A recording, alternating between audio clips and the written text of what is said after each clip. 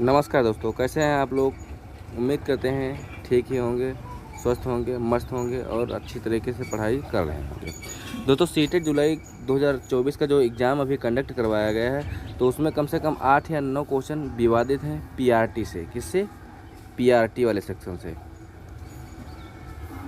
PRT वाले section से वो कौन से क्वेश्चन हैं, हम उन क्वेश्चन के ऊपर चर्चा करने वाले हैं। उसमें कौन सा ऑप्शन सही है, कौन से क्वेश्चन विवादित हैं, उनके बारे में हम लोग चर्चा करने वाले हैं। हमने आपको एक पिछली वीडियो में बताया था कम से कम 4-5 क्वेश्चन ऐसे होंगे जिसमें 2 या 3 ऑप्शन सही होंगे, या उनमें से कोई क्वेश्चन ऑप्शन होंगे जो सही नहीं होंगे। इस तरीके से कम 5 क्वेश्चन तुम्हारे विवादित रहने वाले हैं। 5 क्वेश्चन। तो हमने जो पेपर देखा है पीआरटी का जो पेपर जो हमने देखा है, उसमें कम से कम 8 से 9 क्वेश्चन ऐसे हैं जिसमें 2-2 विकल्प सही हैं या 3-3 विकल्प गलत हैं। और गलत पूछा गया है तो गलत हम या तो एक ही ऑप्शन तो लगा सकते हैं, 3 तो ऑप्शन लगा नहीं सकते हैं। तो उस कंडीशन में जो बच्चे उन जो विकल्प गलत हैं उनमें से कोई भी अगर ऑप्शन टिक किया होगा तो उसको कॉमन नंबर मिलने वाले हैं। ठीक, तो कौन से वो क्वेश्चन हैं, उन सब क्वेश्चन पे हम लोग चर्चा करने वाले हैं, एक एक क्वेश्चन करके डिटेल में देखने वाले हैं। तो चलिए दोस्तों शुरू करते हैं वीडियो आगे की। इसमें एक क्वेश्चन पूछा गया था हिंदी से, कहा था गद्यांश के अनुसार मनुष्य जीवन में फिर आप स्पेस दिया का बहुत महत्व होता है। तो इसमें एक लिखा है अंकुश।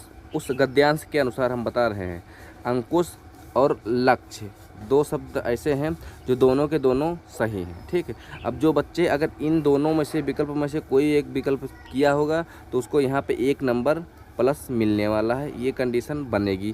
पीआरटी की हम बात कर रहे हैं, पीआरटी लेवल का क्वेश्चन पेपर है, यानी जो सेकेंड मीटिंग में करवाया गया था। क्लियर है दोस्तों? क्लियर है दोस्तों? अगला जो क्वेश्चन है, अगला क्वेश्चन है 111 नंबर। क्या कहा है? 111 नंबर क्वेश्चन जो पूछा गया था ईवीएस में पूछा गया था। किसमें? ईवीएस में, पीआरटी के ईवीएस में क्वेश्चन पूछा गया था कक्षा में मातृभाषा को स्थान ना देना किस विधि की विशेषता है। अगर हम बता रहे हैं कि अगर मातृभाषा को अगर आप स्थान नहीं दे रहे हैं, मातृभाषा को, ठीक, तो वहाँ पे क्या हो जाता है, तो हम दूसरी भाषा को देंगे। इसका मतलब विकल्प कौन सा हो जाएगा? सही, द्विभाषिक हो जाएगा। दूसरा एक बता रहे हैं जो यूट्यूब पे करवा रहे हैं, वो आंसर बता रहे हैं प्रत्यक्ष होगा यानी डायरेक्ट वाला होगा। तो अगर यहाँ पे 2 ऑप्शन सही हो रहे हैं, एक पहला तो 2 नंबर वाला और एक तीसरा द्विभाषिक वाला, इन दोनों विकल्प में से जो विकल्प अगर तुम किए होगे तो उसमें 1 नंबर आपको कॉमन मिलने वाला है, अगर इन दोनों में से किए होगे तो। क्लियर है दोस्तों? फिर अगला एक क्वेश्चन है जो संस्कृत भाषा का है। किसका है? संस्कृत भाषा का, यानी 145 नंबर क्वेश्चन है।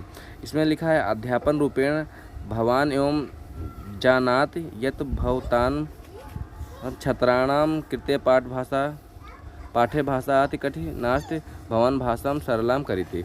इस तरीके से जो क्वेश्चन करके था उसमें ऑप्शन है, पहला मूल्यांकन है, दूसरा है पुनरावलोकन है, तीसरा है स्वीकारणम है, एक है अनुकूलनम। तो इसमें 2 विकल्प सही हैं, एक तो दूसरा वाला विकल्प सही है, एक तो चौथा वाला विकल्प सही है, यानी दोनों विकल्प इसके सही होने वाले हैं। तो इस कंडीशन में हम कौन सा ऑप्शन लगाएंगे? तो इस क्वेश्चन को स्टार मार्क करिएगा, इस पर कॉमन नंबर मिलने वाला है। क्लियर है दोस्तों?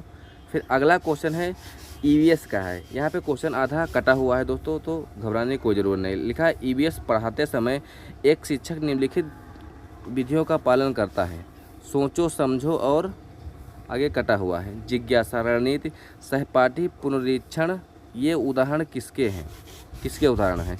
तो ये दोस्तों यहाँ पे रचनात्मक ऑप्शन दिया गया है, इसके भी हो सकते हैं। एक दूसरा ऑप्शन दिया गया सहपाठी समूह द्वारा सीखना, ये भी ऑप्शन सही होगा। यानी दोनों ऑप्शन इसके हमको सही लग रहे हैं, यानी इस क्वेश्चन में भी स्टार मार्क है, यानी कॉमन नंबर मिलने की पूरी चांस है। क्लियर है दोस्तों? एक अगला क्वेश्चन और पूछा गया है, जो पूछा गया है हाथी के झुंड से। किससे पूछा गया? हाथी वाले झुंड से पूछा गया है। तो इसमें क्या कंडीशन बनी है? देखो, पहला क्वेश्चन कहा गया हाथियों के विषय में वह कथन चुनिए जो सही नहीं है, यानी नहीं सही वाला ऑप्शन आपसे पूछा गया है। क्वेश्चन में कहा हाथी, यानी हाथी वाले जो झुंड से क्वेश्चन दिया गया है।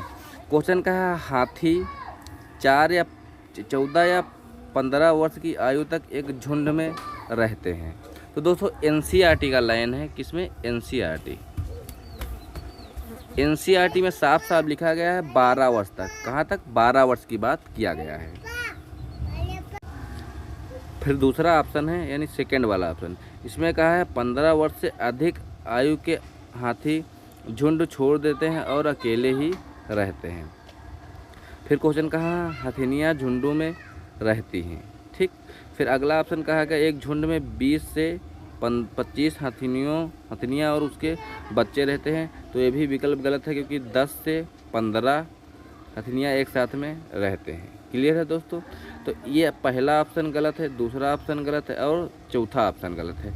सही सिर्फ है 3 नंबर वाला। क्वेश्चन कहाँ है नहीं सही है, तो नहीं कौन सा विकल्प सही नहीं है? पहला नहीं सही है, दूसरा नहीं सही है और चौथा नहीं सही है। ये 4 विकल्प नहीं सही हैं। क्वेश्चन पूछा है नहीं सही, तो हम कौन सा बता सकते हैं? इसमें हम कुछ भी बता नहीं सकते हैं क्योंकि 3 ऑप्शन गलत हैं। इसलिए इस क्वेश्चन का आपको कॉमन नंबर मिलने वाला है। और एक बात बताएं, क्वेश्चन जानते हो इसमें क्या पूछने वाला था? इसमें क्वेश्चन पूछने वाला था कि कौन सा क्वेश्चन सही है, यानी यहाँ पर ये वाला विकल्प नहीं, कौन सा सही है, तो हमारा आंसर हो जाता 3 नंबर सही है। इसमें क्वेश्चन में मिस प्रिंट है, यानी इसमें 1 नंबर आपको कॉमन नंबर मिलेगा। अगला क्वेश्चन दिया गया है विभिन्न जेंडर के व्यवहार के बारे में पूर्व कल्पित सामान्यीकरण क्या कहलाते हैं? पहला विकल्प दिया गया है जेंडर पहचान, दूसरा विकल्प दिया गया है जेंडर प्रारूप, तीसरा विकल्प दिया गया है जेंडर रूढ़िवादिता और जेंडर भेदभाव, चौथा ऑप्शन दिया गया है। तो इस कंडीशन में हमारे 2 ऑप्शन सही हो रहे हैं, एक तो 30 नंबर वाला जेंडर रूढ़िवादी वाला और चौथा ऑप्शन जेंडर भेदभाव वाला।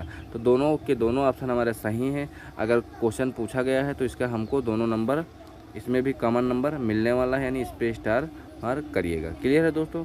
फिर अगला क्वेश्चन एक पूछा गया है हेंज की दुविधा से। किससे?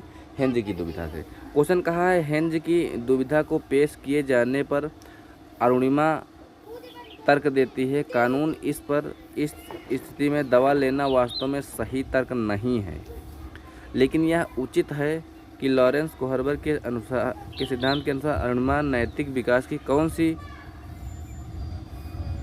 स्थिति से गुजर रही है? तो पहला ऑप्शन है दंड की ओर उन्मुखीकरण होकर आज्ञाकारिता स्वीकार कानून, दूसरा ऑप्शन दिया गया है यांत्रिक उद्देश्यों में विनिमय वाला, तीसरा ऑप्शन दिया गया है सामाजिक सरोकार और विवेक वाला, चौथा ऑप्शन दिया गया है नैतिकता का विरोधाभास और व्यक्तिगत अधिकार व लोकतांत्रिक।